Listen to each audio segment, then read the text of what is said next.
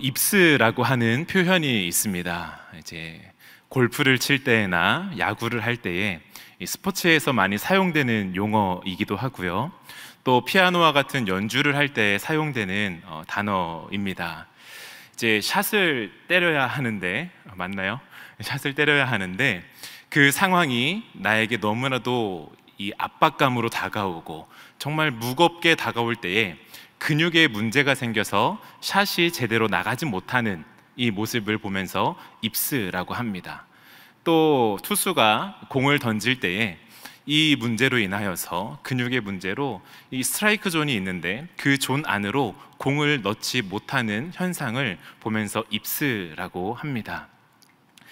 이와 같은 입스는 슬럼프의 한 원인이 되기도 합니다. 계속해서 실수가 반복되고 저조한 성적이 나오게 되면은 그것을 슬럼프라고 합니다. 저는 이 입스라는 단어를 생각하면서 우리 그리스도인들에게도 입스가 있지 않은가 생각을 하게 됩니다. 영적인 입스입니다.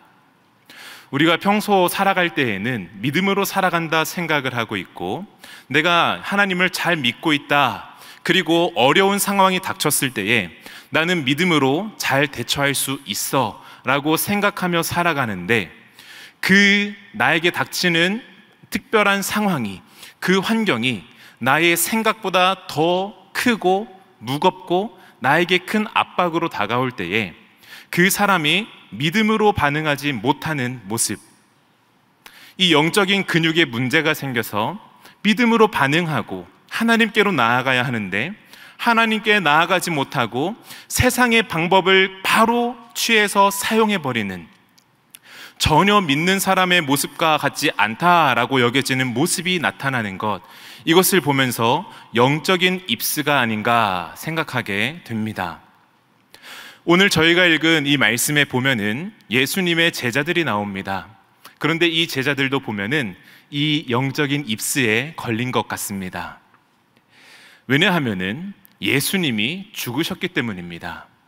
이들이 일평생 동안 바라보고 따르고 함께 지내고 배웠던 그 예수님이 우리와 계속 함께 할 것 같았는데 그 예수님이 떠나신 것도 아니고 죽으셨습니다. 이 환경이, 이 상황이 제자들에게는 너무나도 큰 압박감으로 다가오고 무기력감과 근심과 슬픔으로 다가오게 되는 것입니다. 그러자 이 제자들이 어떤 반응을 보입니까? 믿음으로 예수님은 반드시 부활하셔 라고 확신을 가지고 많은 사람들을 안심시키고 그들과 다시 예수님을 기다리고 있습니까? 오늘 말씀을 보면은 전혀 그렇지 않았다라는 것을 생각할 수 있습니다. 예수님이 부활하셨다라고 몇몇 여인들과 제자들이 와서 증언을 하고 있는데 그들에게 모범적인 반응이 결코 보이지 않는 것입니다. 오히려 생각과 마음이 굳어지고 딱딱해져서 낙심하고 있고 슬픔 가운데에 젖어 있고, 심지어 예수님이 나타나셨을 때에 이 제자들의 반응은 어떻습니까? 공포와 두려움이다 말해주고 있습니다. 믿음이 제대로 작동하지 않는 거예요. 사랑하는 여러분, 우리도 살아가다 보면은 이와 같이 하나님을 믿는다라고 말하고 당연히 믿음으로 반응할 것이다 생각하지만 제자들처럼 우리에게도 영적으로 반응하지 못하고 믿음으로 반응하지 못하는 모습들이 있는 줄 압니다. 그러할 때에 우리가 바라보고 우리가 붙들어야 하는 게 무엇인가? 오늘 본문은 우리에게 두 가지를 통해서 보여주고 있습니다. 예수님이 제자들에게 찾아오시고 그 제자들에게 두 가지의 큰 변화가 일어나게 되는 겁니다. 오늘 그 말씀을 나눌 때에 우리의 마음 가운데에도 예수님이 제자들에게 주셨던 그 변화가 우리에게도 일어나는 시간 되기를 간절히 소원합니다. 그리하여서 우리가 믿음으로 움직여야 할 때, 믿음으로 생각하고 반응해야 할 때 마땅히 믿음의 자리로 나아가는 저와 여러분 되기를 간절히 소원합니다. 예수님이 제자들에게 찾아오셨고 이 제자들이 예수님을 만남으로 인해 첫 번째 일어난 변화는 바로 기쁨입니다. 기쁨이 회복되는 거예요. 제자들이 한 집에 모여 있습니다. 그곳의 분위기는 어떠한가 슬픔과 불안과 근심이 아주 자욱합니다. 서로 예수님에 대해 이야기를 하고 있습니다. 예수님이 죽으셨어. 그런데 예수님이 부활하셨어. 그런데 그 말이 정말이야? 아닌 것 같아. 끊임없이 예수님에 대해서 이야기를 하는데 그들 마음에 점점 많은 비중을 차지하는 것은 불안과 근심, 낙심하는 마음입니다. 그곳에 예수님이 찾아오십니다. 그런데 이 예수님을 처음 보았을 때에 제자들의 반응이 어떠한가 보면은 굉장히 기이합니다. 놀라고 무서워했다 말해주고 있어요. 37절 말씀입니다. 그들이 놀라고 무서워하여 그 보는 것을 영으로 생각하는지라. 여기에 보면 놀라고 무서워했다라고 표현하고 있는데 이 표현은 공포로 겁에 질리다, 두려워하고 불안해하다라는 표현을 보여주고 있습니다. 그 뒤에 이유가 나오는데 예수님을 보고 영으로 생각했다라고 말해주고 있습니다. 이 표현은 다른 번역을 보면은 유령입니다. 예수님을 봤는데 유령이라고 착각을 하고 공포에 질리고 두려움으로 불안에 가득해지는 이 제자들의 모습이 여기에 있는 거예요. 마치 이런 겁니다. 혹시 공포영화 같은 거 보신 적 있으십니까? 네, 저는 집에서 아버지 어머니가 절대 보면 안 돼, 이제 그렇게 가르쳐 주셨기 때문에 공포영화를 안 보고 있었어요. 그래서 저는 공포영화를 잘 본다고 생각을 하고 있었습니다. 그러던 어느 날 청소년 사역을 할 때에 이제 한 아이가 공포영화를 꼭 같이 보고 싶다, 그래서 이제 보러 간 적이 있었습니다. 그때 알았습니다. 저는 공포영화를 정말 못 봐요. 네, 영화관에 불이 꺼져 있고 많은 사람들이 있었는데 장면 하나가 딱 나왔을 때 비명을 지르는 사람이 저 혼자였습니다. 그래서 나는 공포영화를 못 보는구나 생각을 하게 되었는데, 이 공포영화에 방법들이 있는데 그 중에 하나는 막 스산한 이 음악을 깔고 여러 가지 어두컴컴한 장면들을 보여주다가 갑자기 하나가 툭 튀어나오게 하는 거예요. 그래서 깜짝 놀랐는데 엄마예요. 이제 그런 공포영화의 장치들이 있는데, 이 예수님을 보았을 그 제자들은 지금 이 마음 가운데에 공포의 그 마음이 기저에 깔려 있는 거예요. 그래서 예수님이 딱 등장했을 때에 예수님 우리에게 드디어 나타나셨군요 하고 기쁨으로 받는 게 아니라 공포에 질리고 두려움과 불안함에 덜덜덜 떨고 있는 거예요. 이와 같이 제자들은 지금 그 마음에 심각한 문제가 있는 것을 알 수 있습니다. 예수님은 그와 같은 제자들에게 찾아오셔서 어떻게 하시는가? 자기를 보여주십니다. 자기를 보여주시는 거예요.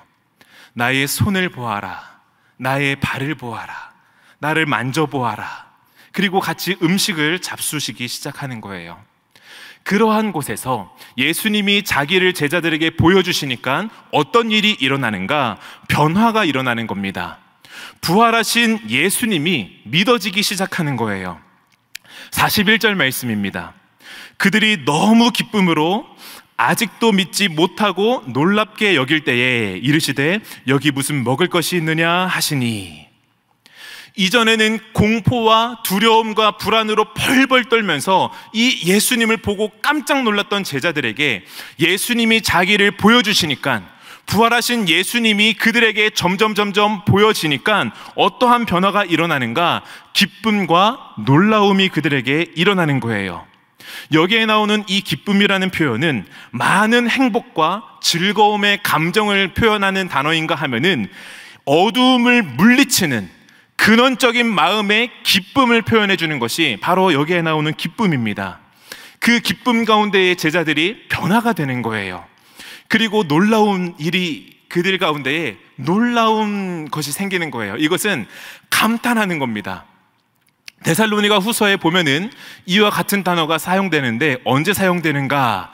예수님이 재림하실 때에 사람들이 보고 놀랄 때에 놀라웠다, 놀랐다라고 표현하는 단어가 여기에 나오는 단어입니다. 제자들이 처음에 그 마음 가운데 근심이 가득하고 그 마음의 기저에 불안과 낙담해 있는 마음이 있을 때에는 예수님을 보았을 때에 유령이라고 착각을 하고 그 예수님을 보고 공포에 질리고 두려움과 불안에 벌벌벌벌 떨지만, 예수님이 자기를 드러내 주시고 부활하신 예수님의 몸을 보여주시니 그들 가운데에 마음 근원에서부터의 변화가 일어나는 겁니다. 어두움을 물리치는 기쁨이 그들에게 찾아온 겁니다. 마치 처음에 예수님을 만났을 때보다도 더 비교할 수 없는 놀라움과 그 탄성이 그들 가운데에 터져 나오는 거예요. 예수님이 살아오셨구나. 사랑하는 여러분, 이 제자들에게 있었던 염려와 의심은 예수님의 죽음에 대한 걱정, 허무감, 무기력감으로 그들을 점점 집어삼키고 있었습니다. 예수님이 살아오셨다라고 하는 다른 사람의 말을 들었는데, 내가 봤어 라고 말하는 그 말을 들었는데도 그들 마음에 변화가 없고 계속해서 저 깊은 이 어둠 가운데로 빠져가는 이 제자들이 여기에 있었어요. 예수님이 나타나셨는데도 오히려 공포와 불안의 모습이 있었습니다. 그런데 그들에게 예수님이 나타나셨을 때에 그 마음에 기쁨이 회복되는 거예요. 그 마음에 이 세상에서는 결코 가질 수 없었던 놀라운 그 탄성 소리가 나오게 되는 겁니다. 어떻게요? 부활하신 예수님을 보았을 때입니다. 사랑하는 여러분, 예수님이 죽으신 걸 보고 다 잃었다라고 생각을 했는데, 그 예수님이 우리에게 다시 오셨을 때에 이전과는 다른 기쁨과 그 놀라움이 제자들에게 있게 되는 것입니다. 이 기쁨, 이 놀라움은요, 그 어떠한 것도 빼앗을 수 없는 기쁨인 줄 믿습니다. 이 기쁨은요, 죽음도 이기는 기쁨이에요. 그렇기 때문에 그 누구도 죽음 앞에서도 결코 빼앗길 수 없는 기쁨입니다. 이것이 부활신앙이 우리에게 주는 유익입니다. 우리가 예수님의 십자가의 죽으심을 생각할 때에 반드시 생각해야 하는 것은 우리의 죄를 용서하는 데에서 멈추는 것이 아니고, 우리의 죄를 용서하셔서 부활하신 예수님의 몸을 소망하게 한다는 것을 반드시 기억해야 합니다. 이것이 우리가 믿는 예수 그리스도께서 우리에게 행하신 놀라운 일이에요. 미래에 주어질 영원한 그 부활의 생명을 믿는 것입니다. 그렇기 때문에 우리에게 어떠한 변화가 일어나는가?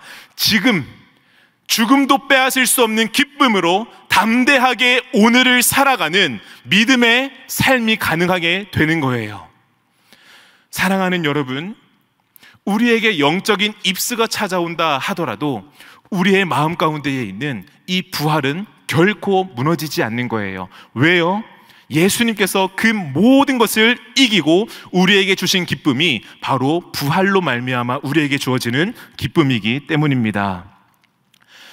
저에게 사랑하는 두 자녀가 있습니다. 5살 된 딸, 그리고 2살 된 딸이 있는데요, 너무 이뻐요. 너무 사랑스럽습니다. 정말이에요. 이 눈에 넣어도 안 아프다라는 그 표현이 딱 이 아이들 보면은 딱 알아져요. 그런데 지난 6월 말이었어요. 딱 5일 간격으로 이 두 애들이 응급실에 가는 일이 있었습니다. 이제 하루는 주일 저녁이었습니다. 주일 딱 사역을 마치고 오늘 하루도 너무나도 감사했다. 그러고 집에 딱 돌아오고 이제 아내는 이제 둘째를 챙기고 첫째에게 이제 화장실로 들어가서 옷 벗고 화장실로 들어가서 씻을 준비해라고 이야기를 해줬어요. 그리고 제가 이제 방으로 들어와서 옷을 갈아입으려고 할 때입니다. 그런데 그때 이 욕실에서 갑자기 비명 소리가 들리는 거예요. 이 첫째 소리가 엄청 크거든요. 그런데 비명을 막 지르는데 큰일 났구나. 지금 뭔가 큰일 났어. 그러면서 바로 이제 옷 갈아입다 말고 다시 이제 벨트 채워가지고 아니구나, 벨트도 안 채웠습니다. 그리고 이제 바로 이제 욕실로 막 달려갔어요. 그랬더니 애가 이제 눈을 감고 막 부들부들 떨면서 자지러지게 울고 있는 거예요. 그런데 딱 보니까 눈에 무슨 액체 같은 게 묻어 있는 겁니다. 그런데 그 액체가 묻을 만한 위치에 이제 두 가지 펌프 용기가 있었는데, 하나는 애 샴푸였고 하나는 아내가 사용하는 이제 오일이었습니다. 클렌징 오일이에요. 애가 이걸 이렇게 누른 거예요. 그때 너무 놀라서 이 양복을 입고 바로 이제 애를 붙들고 샤워기로 눈에 막 물을 뿌리기 시작했습니다. 생각할 겨를이 없어요. 그냥 막 냅다 물을 뿌리기 시작하는 거예요. 그리고 아내한테는 여보 빨리 119에 전화해. 이미 그때 제 마음속에 이 첫째의 눈은 실명된 거예요. 큰일 났다. 얘가 이제 눈을 못 보면 어떡하지? 색깔을 보는 데에 문제가 생기면 어떡하지? 빨리 전화하라고. 그래서 앰뷸런스가 왔습니다. 그리고 이제 병원으로 가는데 애가 잠들었어요.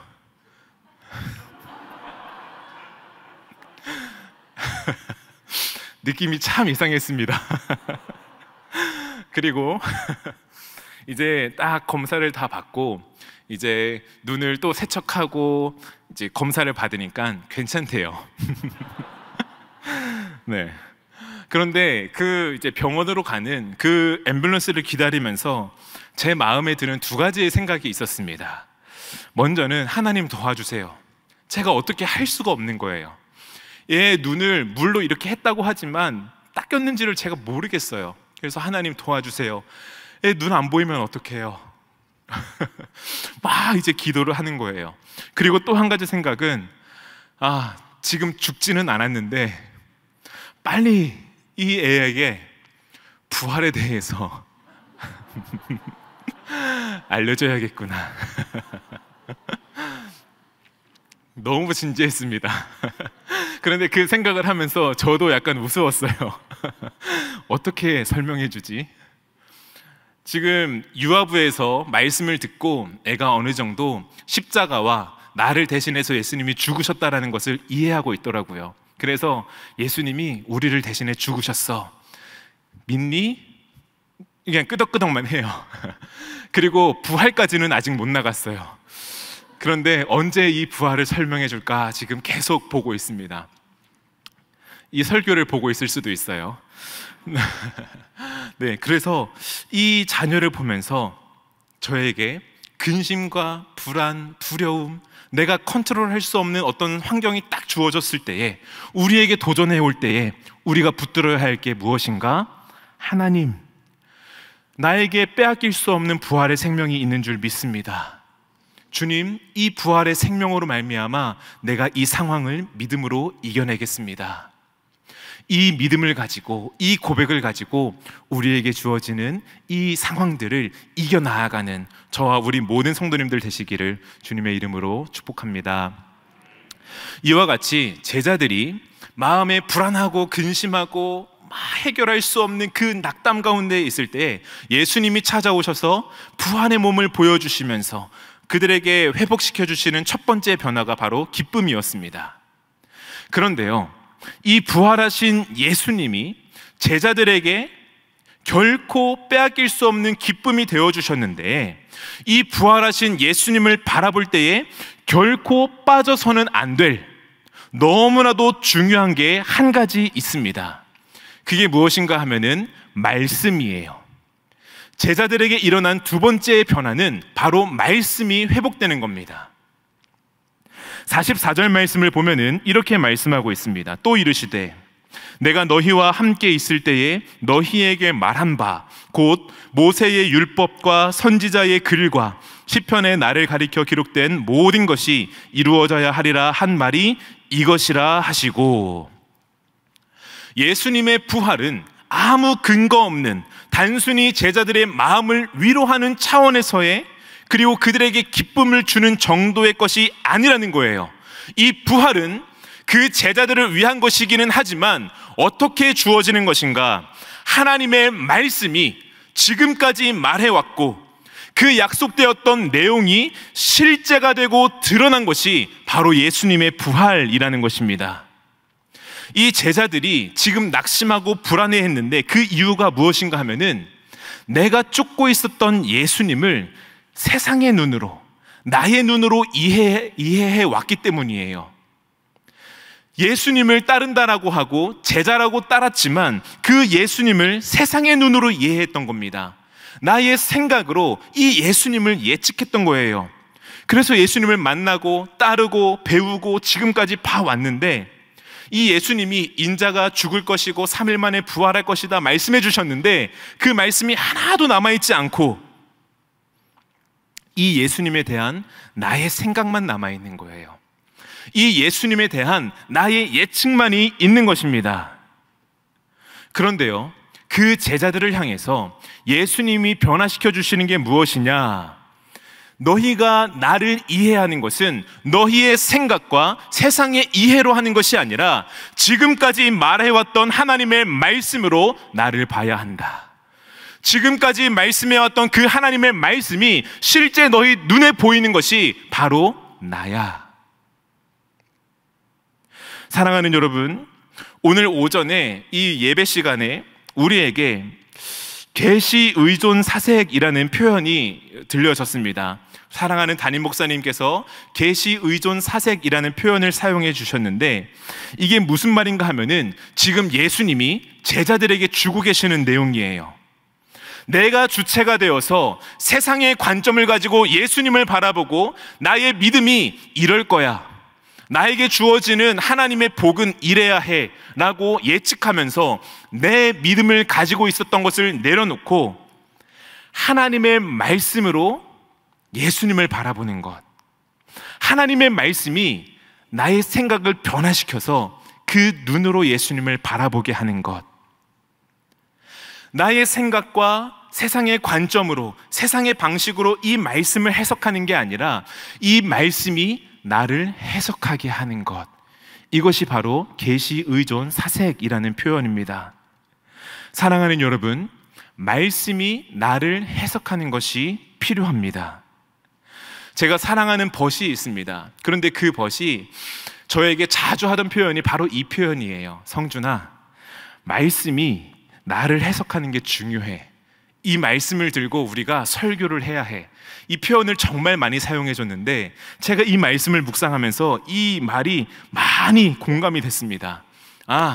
내 생각으로 이 말씀을 해석하는 게 아니라 이 말씀이 나를 해석하게 하는 것, 이 말씀이 이 말씀을 풀어서 나에게 다가올 때에 말씀이 역동하는구나, 말씀이 역사하는구나. 사랑하는 여러분, 오늘 우리가 읽은 말씀 45절에 보면은 이와 같이 표현하고 있습니다. 이에 그들의 마음을 열어 성경을 깨닫게 하시고, 나의 마음이 열려서 이 말씀을 보는 겁니다. 나의 마음이 열려서 꽉 닫혀가지고 내 눈으로 이 말씀을 해석하는 게 아니고 마음이 열려서 이 말씀이 나를 바꾸도록, 나의 마음을 변화시키도록 내어드리는 거예요. 최근에 말씀을 묵상하면서 하나님을 경외하는 것에 대해 계속해서 묵상하고 있었습니다. 그러던 중에 이 말씀을 연구하고 나눌 것을 준비하는데 하나님을 경외하는 게 무엇인가? 말씀이 내 안에 역사하게 순종하는 거구나. 이 하나님의 말씀이 내 안에서 역사하도록 겸손히 엎드리는 거구나. 이게 하나님을 경외하는 너무나도 중요한 방편이구나. 사랑하는 여러분, 이 제자들을 찾아오신 예수님은 그들의 마음을 열어 말씀을 회복시켜 주셨습니다. 그들의 마음 가운데에 있었던 왜곡된 말씀을 변화시켜 주셔서 말씀이 나를 해석하게끔 계시 의존 사색이 가능하게 변화시켜 주시는 거예요. 사랑하는 여러분, 오늘 우리가 성찬을 합니다. 성찬을 할 때에도 마찬가지입니다. 내가 생각하는 이 떡과 잔을 받아서 먹고 마시면은 그거는 우리가 그저 일상에서 먹는 떡과 잔과 다르지가 않습니다. 말씀이 이 떡을 무엇이라 가리키는가? 말씀이 이 잔을 무엇이라 가리키는가? 이 말씀이 해석되면서 내 안에 들어올 때에 그 떡과 그 잔이 예수님의 피요 예수님의 살로 우리에게 임하는 줄 믿습니다. 그 마음을 가지고 오늘 성찬 가운데로 나아가는 우리 모두 되기를 소원합니다. 말씀을 맺도록 하겠습니다. 사랑하는 여러분, 우리의 믿음의 도전이 올 때에 이 두 가지를 기억하기를 소원합니다. 예수님이 우리 가운데에 찾아오셔서 회복하시는 기쁨, 이 기쁨은 우리에게서 결코 없어지지 않는다. 이 기쁨을 붙들고 하나님께로 나아가고, 또한 우리에게 주어지는 그 믿음의 도전 상황 속에서 이 말씀이 지금 나를 어떻게 도전하고 있는가, 어떻게 해석하고 있는가, 이 두 가지를 붙드시는 우리 모든 성도님들 되시기를 주님의 이름으로 축복합니다.